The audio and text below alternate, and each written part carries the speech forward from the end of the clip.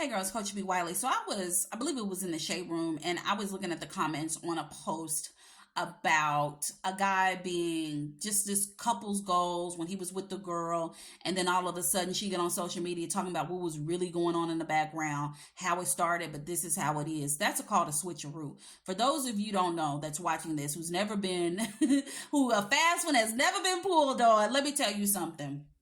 Number one, congratulations. What that looks like is a dude will show up charming, outgoing, invested. He's pursuing you.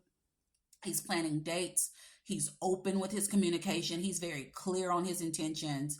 He's actively taking you on dates, bringing you around his friends. Y'all done went to church together. Y'all done prayed together. He's introduced you to his children. He's taking you to company events. And then all of a sudden, like, that's a lot, right?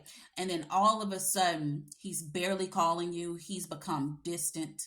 When you address and or inquire about what's going on and why he's being distant, why he's left you on red, why all of a sudden he's busy, he then gets on the defense and or he'll deflect.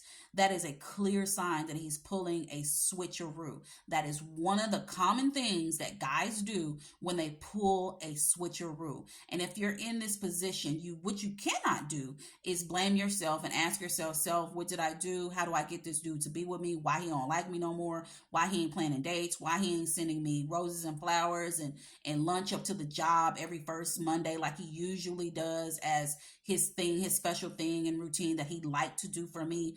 What did I do? Like, when you get to questioning what you did, all you did was the same thing you did to attract this dude. If nothing has gone on, if no issues have come up, if he has not addressed anything with you, if he's not pointed out anything with you, then 9 times out of 10 he's pulling a switcheroo. And I know a lot of people out here, well, not necessarily. Well, in this video, yes, that's what I'm talking about. He will pull a switcheroo, and I just let y'all know what that looks like, what it could potentially look like, and what it can potentially be. So when you're in this and you're in the thick of it, and you want to just shake him to be like, what happened to you? Bring back that person that you were before. Don't even waste your time. The biggest thing you can do is you can have a conversation, at least try to have a conversation. If he'll answer or reply, you have a conversation about what's going on with him. Because you cannot blame yourself for his actions. And if it were something you were doing that maybe was turning you off, maybe he's just not interested anymore, that could be something. And if it is, he should have the emotional intelligence and the maturity to say to you, this just isn't working anymore. I don't want to date you. I'm good. However, if he doesn't, it's not your job to yell at him, to fuss at him, to cuss at him, to fight with him, to cry about it, to send long text messages that he doesn't respond or read. That's not your job. Your one job, one good time, is to say, hey, what's going on with you? I've noticed you've become distant. I noticed that we barely talk and we haven't been on a date in 3 weeks. I've also noticed that you canceled. You canceled on the last 2 Sundays when it was time to go to church, and you didn't really give a valid reason. So I'm just trying to see what's going on. Is there anything that I could help with?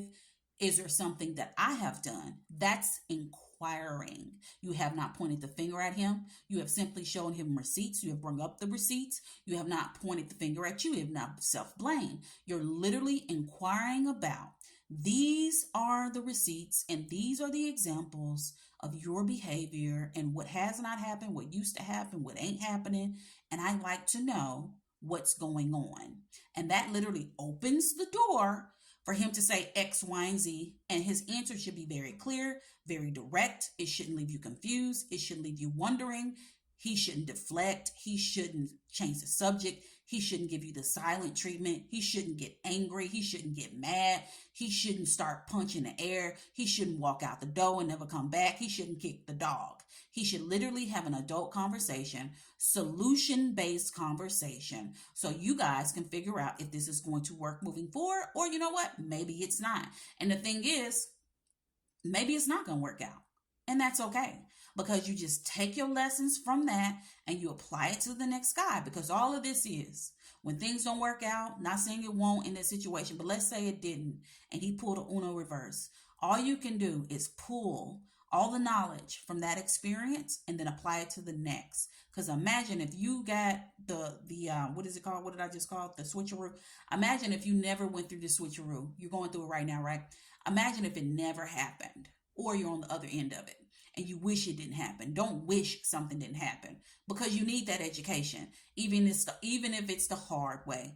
Take the education for what it is. You want to be smart or you want to be stupid?